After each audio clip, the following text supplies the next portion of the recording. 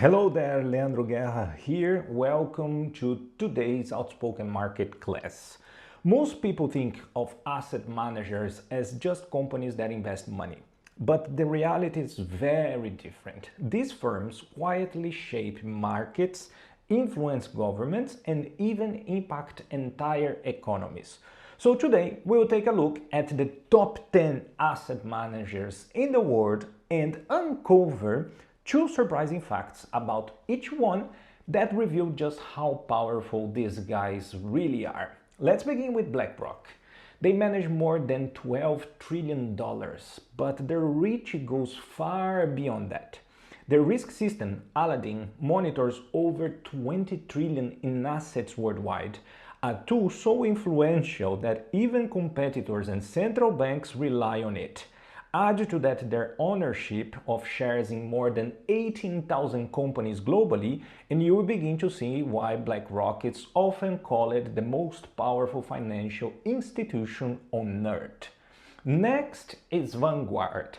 Unlike others, Vanguard is owned by its funds, meaning that investors themselves are the ultimate owners. This unique structure keeps costs low and aligns incentives.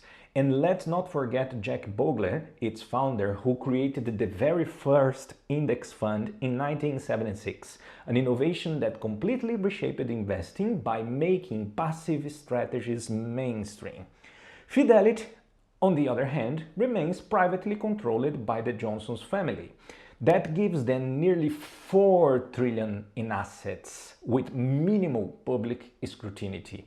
They were also among the earliest traditional managers to explore Bitcoin, custody, and crypto funds, long before most of Wall Street dared to touch that space. Then we have Forethought Investment Management, one of the quiet giants. I think you never heard about it. Despite overseeing trillions, their name is barely known outside finance circles. Their focus on retirement and insurance-like assets generates massive inflows every year, slowly but steadily expanding their influence in ways that rarely make the headlines. The Capital Group has been around since 1931, making it one of the oldest American asset managers. What sets them apart is their philosophy. They avoid star managers and instead rely on team-based portfolio management. This approach reduces ego-driven risks and has helped them successfully navigate every single market crash since the Great Depression. Moving here to Europe, Amundi stands as the continent's largest asset manager. In fact, the money they manage exceeds the GDP of France, for example. Backed by Crédit Agricole, Amundi projects French banking influence worldwide with a footprint that stretches from Tokyo to Boston.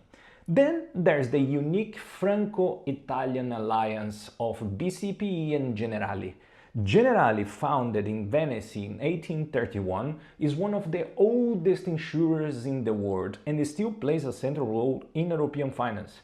Together with BCPE, they form a partnership that highlights how cross-border alliances can dominate regional markets. PIMCO is known simply as the bond house. They've revolutionized fixed income investing and reshaped how global debt markets function. Their co-founder, Bill Gross, earned the nickname as the Bond King because his trades alone were powerful enough to move the markets.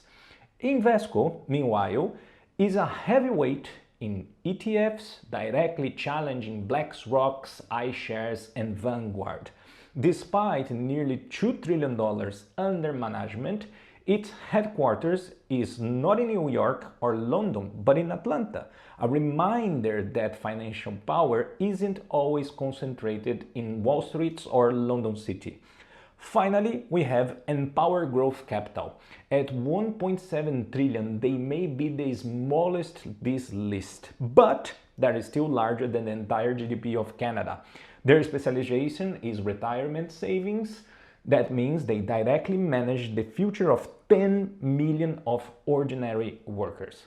So what's the takeaway? Well, these firms don't just manage money. They manage influence, often more quietly and more powerfully than government themselves. So if you want to understand the institutions that truly move markets, make sure to subscribe and follow along, because knowing who pulls the strings is the first step to making smarter decisions as an investor. See you next time. Bye bye. Ciao.